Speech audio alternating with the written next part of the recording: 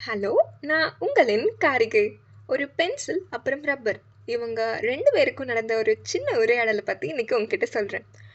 Pencil ஒரு நாள் கொஞ்சம் சோகமா, அமைதியா உட்கார்ந்திருந்துச்சு. நான் எவ்வளவு ஜாக்கிரதையா எழுதினாலும் சில தவறுகள் நடந்துகிட்டே இருக்கு. அதனால சில சந்தர்ப்பங்கள் எனக்கு ஏன் மேலேயே கோவம் வரும் அப்படின்னு சொல்லுச்சேன். இதை கேட்டுட்டு ரப்பர் உடனே சிரிச்சுதான். அதுதான் வாழ்க்கை. நீ எழுதுறதுல தவறு வரலாம். ஆனா அதை திருத்துறதுக்கு தான் நான் இருக்கேனே. அப்புறம் என்ன உனக்கு கவலை அப்படின்னு கேட்டுச்சான். இதுக்கு பென்சில் உடனே சொல்லுச்சான். ஆனா நீ என்னால தினமும் கொஞ்சம் கொஞ்சமா கரைஞ்சு போறியே, உனக்கு கஷ்டமா இல்லையா அப்படின்னு ரொம்ப ஒரு கனத்த குரல்ல கேட்டுச்சான். ரப்பர் ரொம்ப அமைதியா சொல்லுச்சான். அச்சிச்சோ, இதை நினைச்சு கவலைப்படாத நண்பா.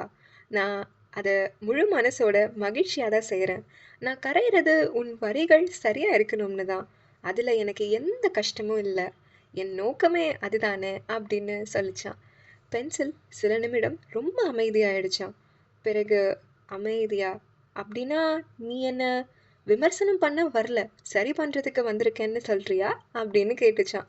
ரப்பரும் உடனே, ஆமா, நீ சரியா சொன்ன. தவறு செய்வது பிரச்சனை இல்லை, அதை திருத்திக் கொள்ளாம விடுவது தான் பிரச்சனை அப்படின்னு சொல்லிச்சான். வாழ்க்கையிலயும் அப்படிதான். சில சந்தர்ப்பங்கள் எல்லா விஷயமுமே நம்ம சரியா செய்ய மாட்டோம். நமக்கு நெருக்கமா இருக்கிற ஒரு சிலர் அதை உண்மையிலேயே மனசார நம்ம அதை சரி செஞ்சுக்கணுன்றதுக்காக சொல்லுவாங்க. அதனால தவறுகளை சுட்டி காட்டிட்டு இருக்கிற எல்லாரையுமே தப்பா மட்டும் நினைச்சிடாத. சில சந்தர்ப்பங்கள் உண்மையாவே நம்ம வாழ்க்கையில நம்ம கிட்ட இருக்கிற எல்லா மைனஸையும் தாண்டி நம்ம முன்னேறணும்னு மனசார நினைக்கிற நிறைய ரப்பர்ஸ் உன் லைஃப்ல இருக்கலாம். அவர்கள் கொஞ்சம் கடினமா பேசினாலும், ஆனா அது நம்ம வருங்காலம் ரொம்ப அழகா இருக்கணும்ன்ற ஆசையில தான் அவங்க பேசுறாங்க.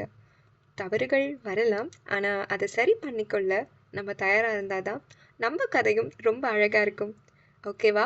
எப்பவும் மறக்காம அழகான உன்னோட குட்டி ஸ்மைலோட இரு. ஓகே, பாய்.